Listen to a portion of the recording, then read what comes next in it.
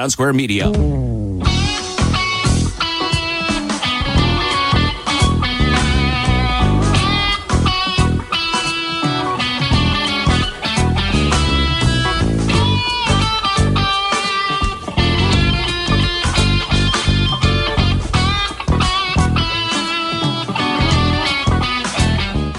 Hi, hello, welcome back. It is the Moon Griffon Show, hour number 3 of the Moon Griffon Show. As always, you can get in touch with us by emailing us, moon@moongriffon.com. You can always call in on our call-in number, and, of course, check out our friends at Facebook.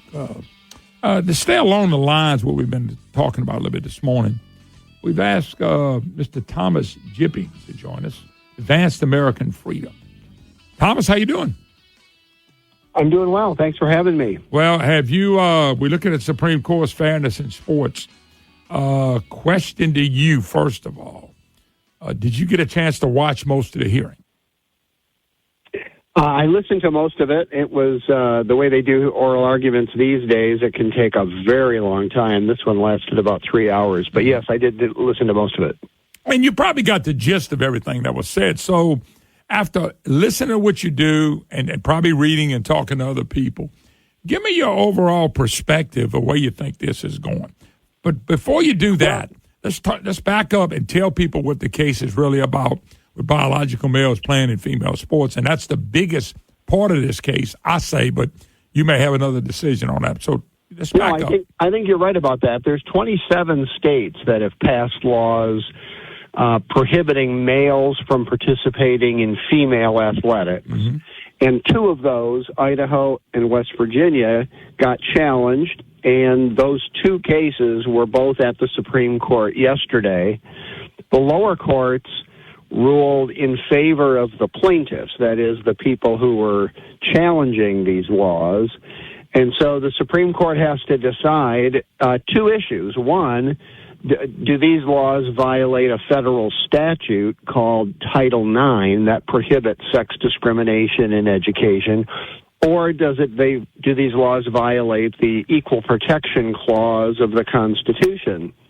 I think there's a majority of the Supreme Court who will uphold these laws. They will say they do not violate either the statute or the Constitution. But a lot of times it's how the Supreme Court comes to its conclusions that's the most important, because that's what affects cases in the future. And that's a tougher call. This is a very unsettled area of the law, and I don't think the Supreme Court's going to want to be too aggressive in what they do, because this area of the law is still kind of settling down. If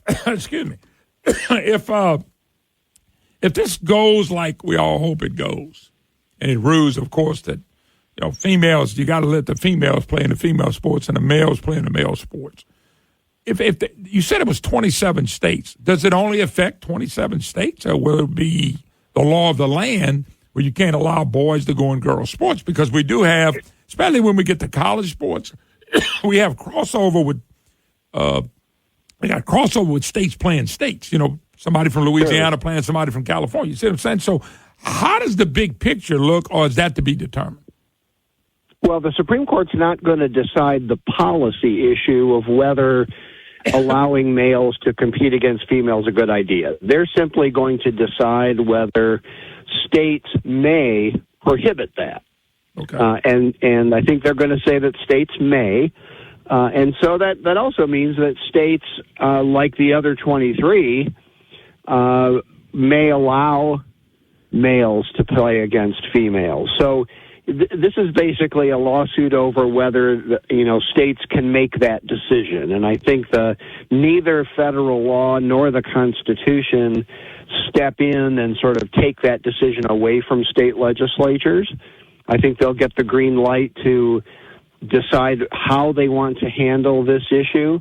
And I think you made an important point, which is at different points in education, younger kids versus high school or college, there's maybe different considerations. One of the justices during the argument actually asked, well, what about like young kids, like 5 or 6 years old? I mean, they haven't gotten through puberty. We're not talking about the boys, necessarily having an advantage over the girls.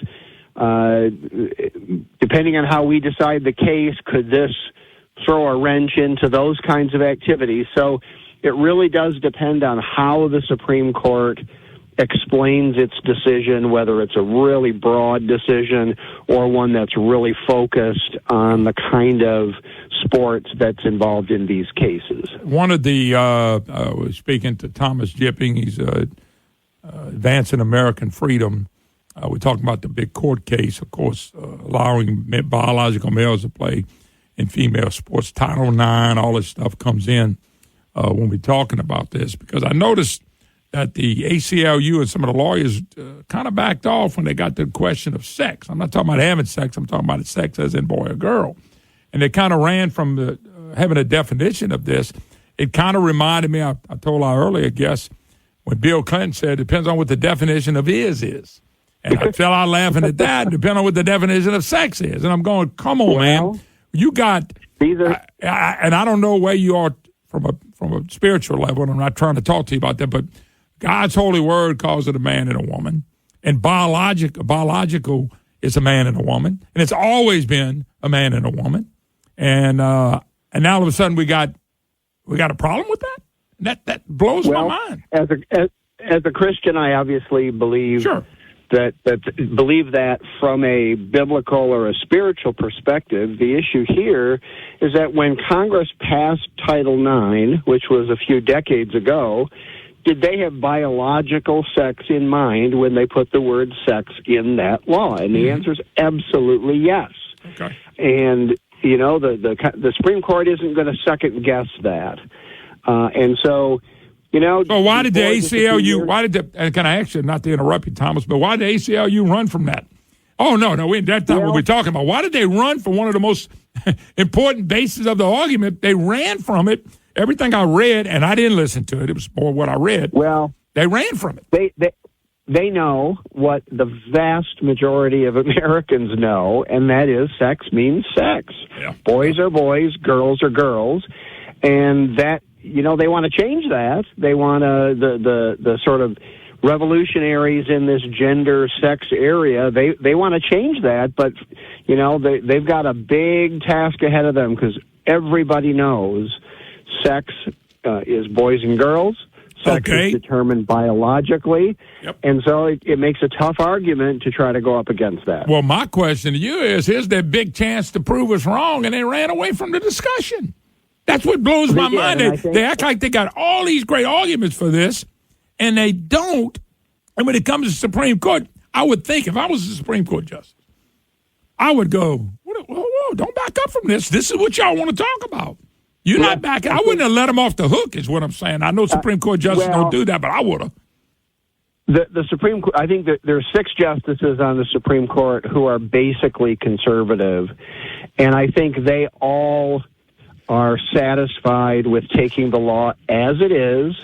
They're taking Title IX for what it says, and they're saying we're not going to make up a constitutional provision that isn't there to second-guess what states want to do. It's only the 3 liberal justices who seem to want to get all creative and political and impose something else on the country.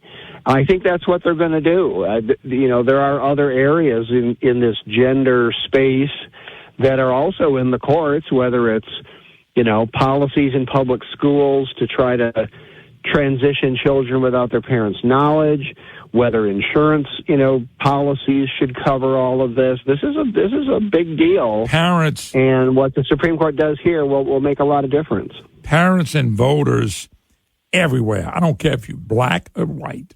I don't care if you're Democrat or Republican. I don't care what you are. If you got any self-consciousness about yourself, you ought to be livid that a party like the Democrat Party, and look, I'm not a Republican, I'm a no party, but the Democrat Party is actually pushing an agenda that most people recognize as being absolutely ludicrous.